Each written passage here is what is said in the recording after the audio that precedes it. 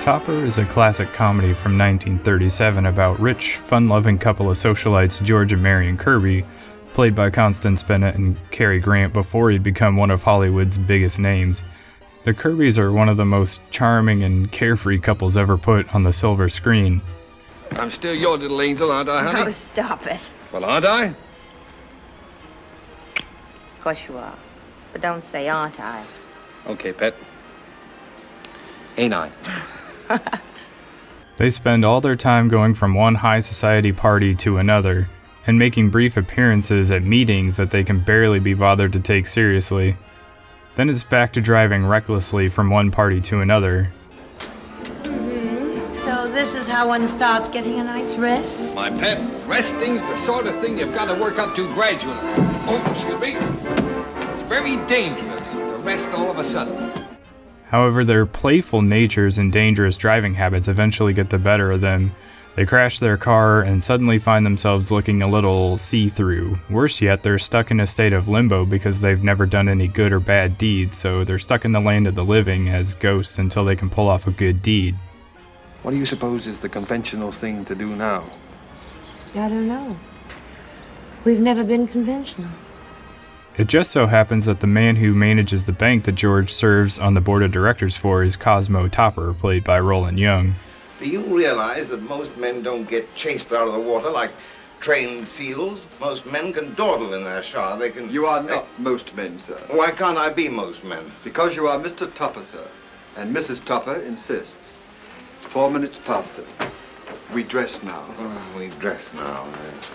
Topper is a man they know to live a very dull life. It also just so happens that he's developing a bit of a midlife crisis, but his wife runs his home in an extremely structured manner. Why must we always have lamb on Sunday? You like lamb, don't you? Oh, yes, I like it, but couldn't we have it on some other day, say Tuesday or Thursday? We have beef on Tuesday, boiled vegetables on Thursday. He was always jealous of the spontaneous lifestyle the Kerbys lived, but his wife was too concerned about living up to the expectations of their age and social status.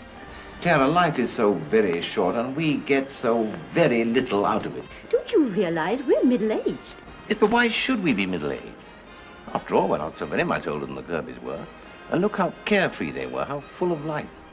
And as fate would have it, the Kerbys make Topper the subject of their little experiment, thinking that if they can help him learn how to live a more fun and spontaneous life, they'll be able to move on from this world. Marion introduces him to dancing, and George introduces him to drinking, but he's not quite ready for that. Grab a look at your little experiment now. Oh.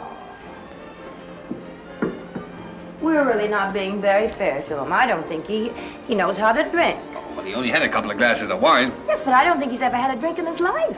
Poor Topper. Poor Topper. Poor Topper. You keep out of this. Say, George, you know something? What?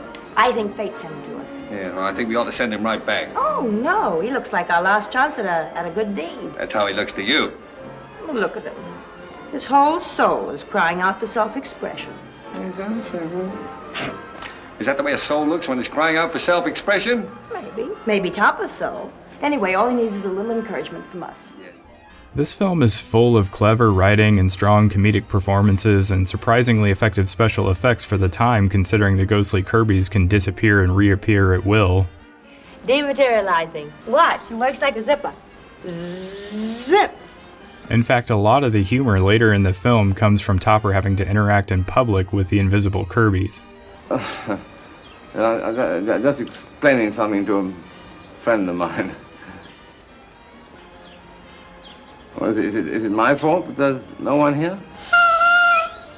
Quiet. This film was so successful it spawned a couple of sequels and a TV series, none of which Grant or Bennett returned for, but none of them quite lived up to this classic comedy. It even earned Roland Young an Oscar nomination for Best Supporting Actor, and seeing the comedy of his physical performance combined with his shy, stammering delivery, it's not hard to tell why. I'm having a little chair trouble, but you pay no attention to it.